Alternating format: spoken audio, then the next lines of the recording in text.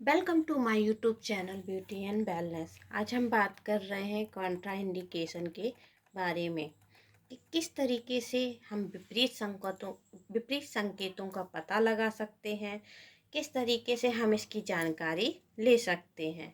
जैसा कि आप देख रहे हैं, सौंदर्य के विपरीत संकेत किस तरीके से हमें जानकारी होगी कि किस व्यक्ति के लिए बैक्टीरिया, वायरस या अन्य बीमारियां हैं, तो हमें इनकी जानकारी होना आवश्यक है।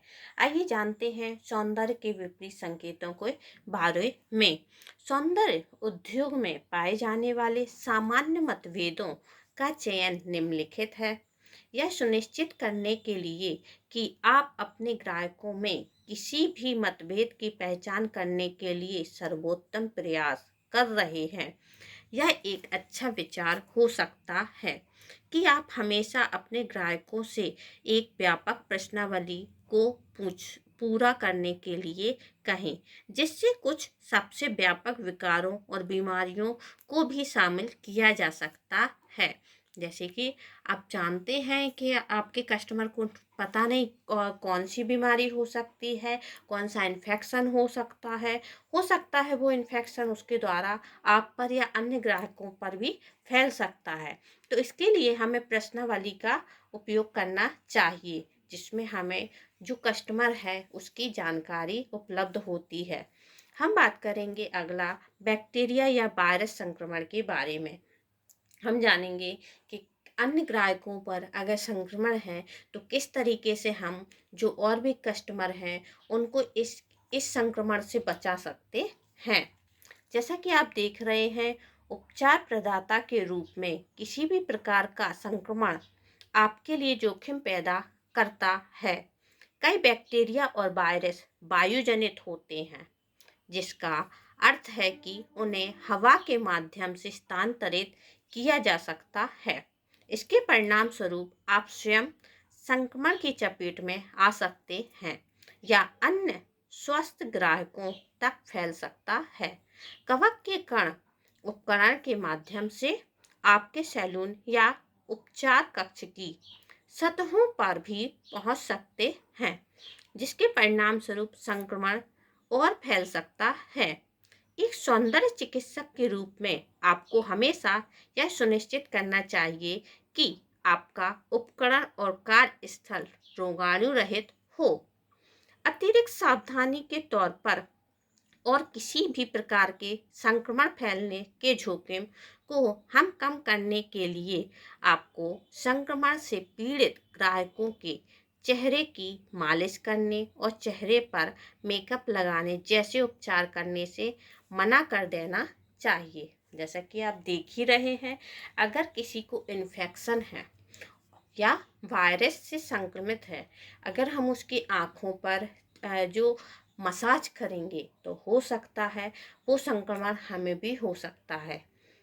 और इसके अलावा हम जो मेकअप उसको इस्तेमाल कर रहे हैं वह मेकअप हम अलग नहीं कर देंगे, वही मेकअप हो सकता है हम अन्य ग्राहकों पर भी करें, जिसके जरिए जो संक्रमण उस व्यक्ति या ग्राहक को है वह अन्य ग्राहक तक भी फैल सकता है।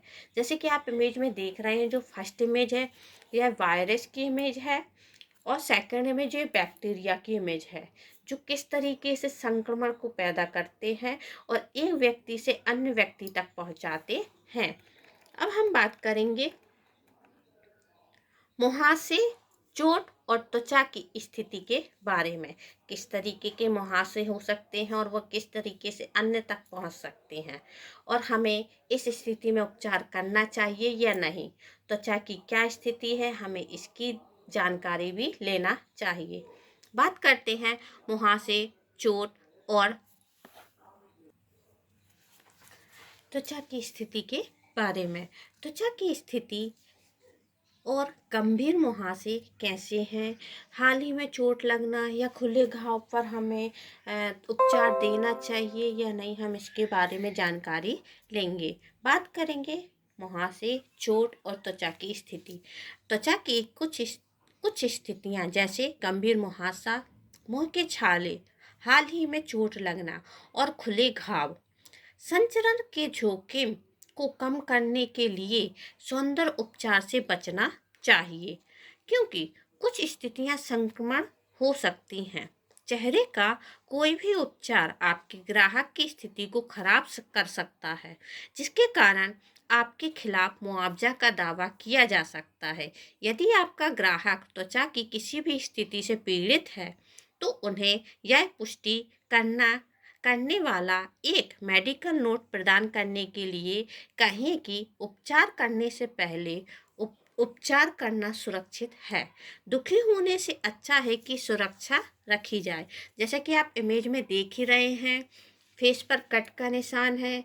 अगर इस पर मेकअप करेंगे या कोई भी मसाज देंगे तो हो सकता है वह घाव और ज़्यादा फैल सकता है।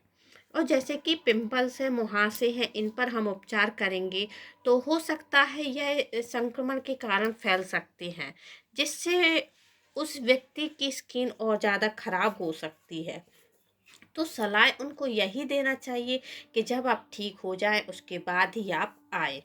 अगला है आँखों का आना। संक्रमण या एलर्जी के कारण होने वाली स्थिति यह आमतौर पर कुछ हफ्तों में अपने आप ठीक हो जाता है, लेकिन अत्यधिक संक्रमण हो सकता है। इससे आपके साथ साथ आपके सैलून में इलाज करा रहे अन्य ग्राहकों के लिए भी खतरा पैदा हो सकता है। कई सौंदर्य उपचारों में चेहरे के आसपास की त्वचा से त्वचा का संपर्क शामिल होता है, जैसे कि फेशियल, आईलैशेस एक्सटेंशन और माइक्रोब्लेडिंग आदि। इस प्रकार के उपचार से संक्रमण फैलने की शुरुआत हो सकती है, भले ही आप उपचार में चेहरा शामिल ना किए हो। जैसा कि आप इमेज में देख सकते हैं, आंखें रेड हैं, इन्फेक्टेड हैं। अगर इनका उपचार करेंगे या ट्रीट करेंगे या फिर आंखों को मसाज देंगे तो इससे हो सकता है कि इनका इन्फेक्शन दूसरे ग्राहकों पर भी फैल सकता है। ऐसी स्थिति में आपको ग्राहक को यही बोलना चाहिए कि जब आपके इलाज हो जाए या आप ठीक हो जाए उसके बाद ही आए। अगला है सिर में जूं वाले मरीज। एक मानव परजीवी जिससे अनुबंध करना बेहद आसान है। सिर में जूं वाले मरीजों को दूर कर देना चाहिए और समस्या का समाधान होने तक इलाज से इनकार कर देना चाहिए। ऐसा इसलिए है क्योंकि अगर सभी संभव सावधानियां बरती जाएं तो भी प्रदूषण को रोकना संभव नहीं है।